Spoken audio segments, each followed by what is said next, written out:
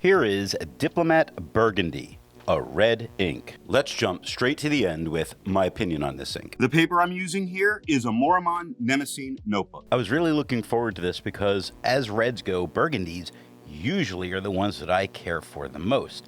Luckily, red isn't my go-to color for me, and that I have reds that I do prefer because otherwise I might have felt a bit let down by this ink. Just not a tone I'm going for.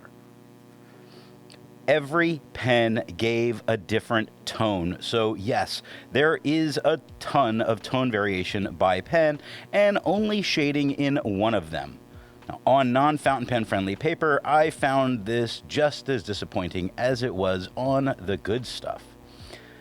I said I was lucky I have a red to go to and not this. I really didn't enjoy it almost all the time, though there was a pen that I enjoyed it in quite a bit. Actually, two. This pen of the day and one other. All of the writing samples are done with a Platinum 3776 with a soft fine nib that writes rather dry. A Hero 7035 with a fine nib that writes wet. A Visconti Van Gogh with a medium nib and an average flow. A Lamy All-Star with a broad nib that writes average. The pen for today is a Diplomat Arrow. Now that we know my opinion on this ink, let's see how I got there with the first writing sample done on Clairfontaine. Looking at the soft fine nib, we get the lightest red that we're gonna get here, and it's a red. It doesn't make me feel burgundy, but it certainly is a red. Now, there's no feathering and there is no spread. It does shade. Remember I said it did shade in one of them, and it was the dry writing soft fine that really did bring out shading in this ink. Now, you will also see at times it was also running it a little dry. It wasn't keeping up with the pen, but it's a dry pen, so I guess I'll let it be the pen more than the ink. Now, the shading that happens here, though, is very nice. I have to say, I can't have any complaint about the way this shading comes through. Looking at the wet fine nib, it is a whole lot darker than it was with the soft fine. It does not feather and it does not spread. It does not shade. It does have a very nice tone. I think I'm enjoying this tone some of the most out of what I'm going to get from this much darker, richer, and now I'm starting to see the burgundy of it in this, I think is absolutely fantastic. Looking at the medium nib, it is lighter than it was with the wet fine. It does not feather, does not spread, does not shade, and is just a little off in tone for what I would care for.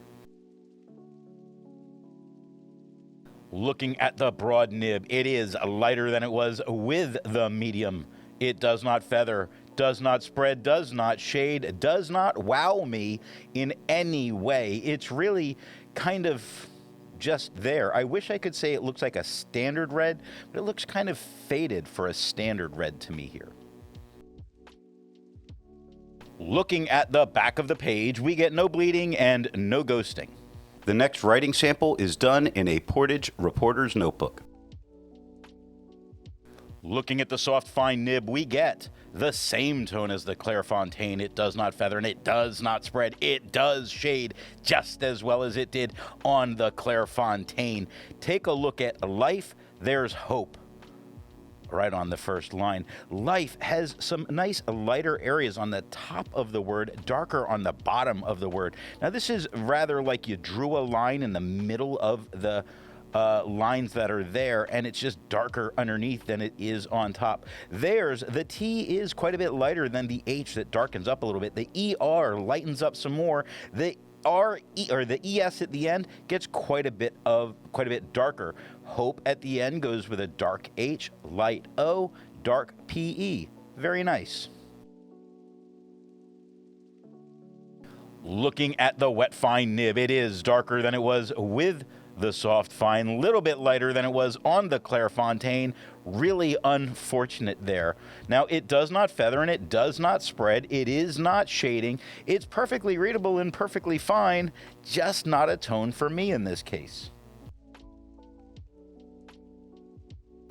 Looking at the medium nib, it is the same tone as the wet fine, just a little bit lighter than it was on the Clairefontaine. It doesn't feather, doesn't spread, doesn't shade, still just doesn't wow me. It's there, it's functional, it's perfectly good, just not something I'm running towards. Looking at the broad nib, it is lighter than it was with the medium, little lighter than it was on the Clairefontaine. It does not feather, does not spread, does not shade, and doesn't really look like it looks like it's a dark pink as a tone, and really leaving me let down here. Looking at the back of the page, though, we get no bleeding and no ghosting, so if you're enjoying it, you can continue your notes on the back of the page. There's a lot to learn by doing multiple chromatographies. The one on the left is immediately put into water for 10 to 15 seconds. The one on the right, marked with a D, is let dry for 10 minutes before putting into water. The next writing sample is done on a national brand Steno notebook. Looking at the soft fine nib, it is the same tone as the Clairefontaine. It does not feather, it does not spread, it does shade just as well as it did on the Clairefontaine. It does stand out from the quad rule. Excuse me. It stands out from the quad rule just as well as you could ever hope. If this was a blue, it's not going to stand out any better than it is right here, and this is a dry writing pen, so it does speak to how strong this color is. Looking at the wet fine nib, it is lighter than it was with the soft fine. Same tone as the Clairefontaine. It does not feather and it does not spread. It does not shade. It does stand out on the quad rule. It does look very good here, making me very happy with what I'm seeing on the page. I really enjoyed using this pen with this ink. Looking at the medium nib, it is the same tone as the wet fine, just a little bit darker than it was on the Clairefontaine. Very nice combination here. No feather, no spread, and I'm seeing little bits of shading that I haven't seen from this in anything other than that soft fine. If you just take a look at forward on the second line, the F is a midtone, the O lightens up a little bit, the R is quite a bit darker than the W next to it, but then it gets darker again at the A, a little bit lighter on the R, a little bit darker on the D. It shows this ink can shade if it really wants to. Looking at the broad nib, it is lighter than it was with the medium, same tone as the Clairefontaine. It does not feather, does not spread, does not shade. It's simply there, but it is standing out against the quad rule, even in this light tone, meaning if you like using quad rule Rhodia paper, this would be a pretty good ink to use for that. Looking at the back of the page, we get no bleeding and no ghosting. Resistance tests are done to see how this ink can be expected to perform on the page, and more importantly, how hard it may be to clean from your pen. The smear is allowed to dry for 3 days before testing it. The highlighter is on the top left, pen flush is on the top right, 1/3 bleach solution is on the bottom left, and water is on the bottom right. The next writing sample is done in a Rhodia notebook. Looking at the soft fine nib, it is darker than it was on the Clairefontaine. An effect of this paper, just showing that the ink is a little translucent, not any kind of big deal, just that it is. It's affected by tones of paper. no feather, no spread. Yes, it shades, I think, a little better than it did on the Clairefontaine. Really, not something you have to look careful for if you look at careful on the third line. Where the C is a nice mid-tone, the A lightens up a little bit, the REF gets very dark, the U lightens up a little bit, and the L at the end, quite dark. Looking at the wet fine nib, it is darker than it was with the soft fine. Same tone as the Clairefontaine. It does feather. When you look at bottom, you can see it feathering there and there on the first line, feathering. And don't let us on the third line. There's feathering. There's quite a bit of it here. There's a almost unnoticeable amount of spread. I say almost unnoticeable because I am looking at them side by side when I do this, so if it wasn't, I wouldn't notice it. Shading, there's none, but I'm going to call this disappointing. Looking at the medium nib, it is the same tone as the wet fine. It does not feather. Just kidding. It feathers worse than it did with the wet fine. It's not being stealthy at all. Now, there's that pencil mark. You can ignore that, but the rest of stealth, you can see where there's all that feathering, and they made feathers all the third line. There's feathering in most every word. There's a tiny bit of spread. Again, if it wasn't side by side, I wouldn't really be noticing it, but it is side by side, so I am. It's not shading, and it's not a good combination with this paper. Looking at the broad nib, it is lighter than it was with the medium, the same darkness as it was with the Clairefontaine, though it's showing a little bit more of those pinkish kind of tone than a red tone here. It does feather and it does spread. Both are very unfortunate that it's doing this, but it doesn't happen very often with this paper. It's one of the reasons that I use this. It doesn't shade, it doesn't make a good match with this paper. Looking at the back of the page, you can see just how deep this ink really got into this paper. Quite a bit all over. I don't think you could take notes on the back of the page unless you were doing it with a dry writing soft fine. And when we look at the page underneath, we see that that wet fine really did get through in a lot of places, dotting the page underneath enough that I won't be able to use this in the next review and I have to skip a page. With over 1,000 inks reviewed, let's take a look at some color comparables. Here is Califolio Ecarlet.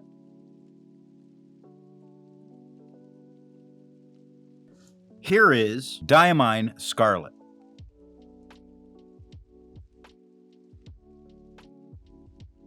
Here is Mont Blanc William Shakespeare.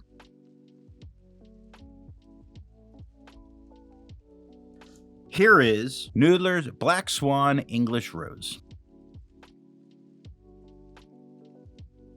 The next writing sample is done in a composition lab notebook. Looking at the soft fine nib, it is the same tone as the Clairefontaine. Fantastic, because this paper frequently dulls an ink down a little bit and brings down its tone as well. It makes it usually lighter and flatter, but not happening with the soft fine. It's not feathering, not spreading, it's shading about as well as it did on the Clairefontaine. It is still standing out on the quad rule, doing such a great job at this. I'm very impressed with what's happening.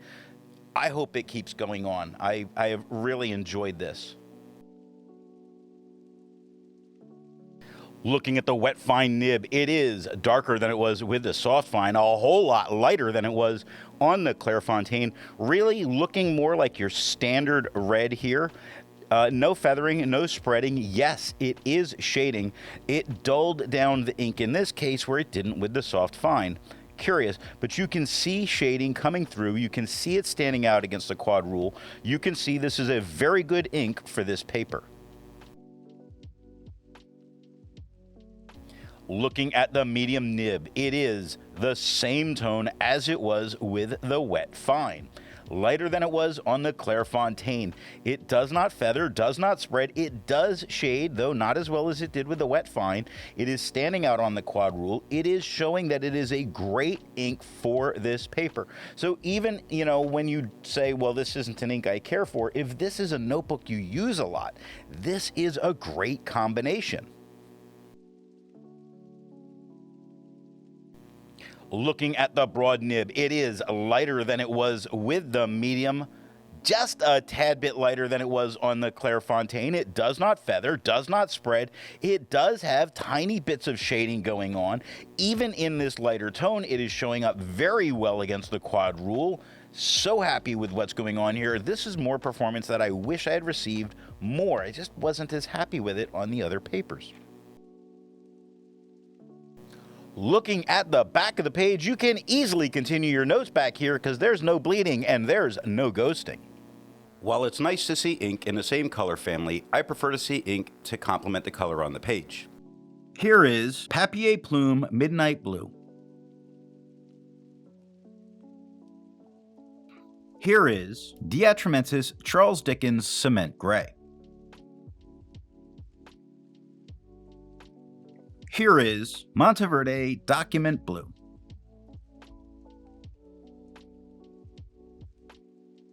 Here is Blackstone Black Stump. The last writing sample is done on 20-pound copy paper. Looking at the soft fine nib, it is just a little bit darker than it was on the Clairfontaine. It feathers like a monster, spreads to a larger monster. Shading, who cares? Because this is horrible on this paper. It just, wow, does it look bad. Take a moment and really bask in the glory that is not good here. Looking at the wet fine nib, it is darker than it was with the soft fine, lighter than it was on the Clairfontaine. Does it feather? Yes. It's almost like really asking, is there a spot where it does not? Does it spread? Yes. To a bit more than a medium. So again, if it shades, who cares? This is not good with a wet fine pen. Looking at the medium nib, it is lighter than it was with the wet fine. Whew, lighter than it was on the Clairfontaine. It feathers. Yeah. Oh boy. It spreads. Oh yeah. Oh boy. It's there. It's there. It's got that going for it, I guess. Looking at the broad nib, it is lighter than it was with the medium, lighter than it was on the Clairfontaine, and looking quite pink on the page with the feathering, but I have to say it's not feathering as bad as it did with the wet fine or the medium. Spread is even not as bad as it was with the wet fine or the medium. So this and the soft fine did the best on this paper, though that didn't have to go very far to do much better than it did there. Shading, not really, but again, I think what we're getting here with the broad is much more usable as an ink. Looking at the back of the page, you can see that there's no taking notes back here because you'll destroy both sides, but it did not bleed through and touch the page underneath. So what nib and pen do I think are going to give the best writing experience with this ink? The paper I'm using here is yellow Rhodia paper. The soft fine is generally the lightest tone, but was often the only one that gave any shading. Now, the wet fine was the darkest, and it had no shading.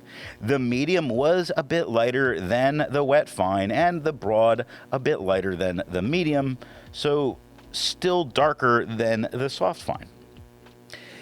You see right now I'm using a wet broad, and it looks great. On this yellow paper, wow. As well as the wet fine did look very good in most of the writing samples. So this leads me to believe that the only real way to go for this is a wet, very wet pen. I hope you got something out of this video, and thanks for watching. I want to let you know that the best way you can support this or any channel is to let retailers know where you heard of something if you go to buy.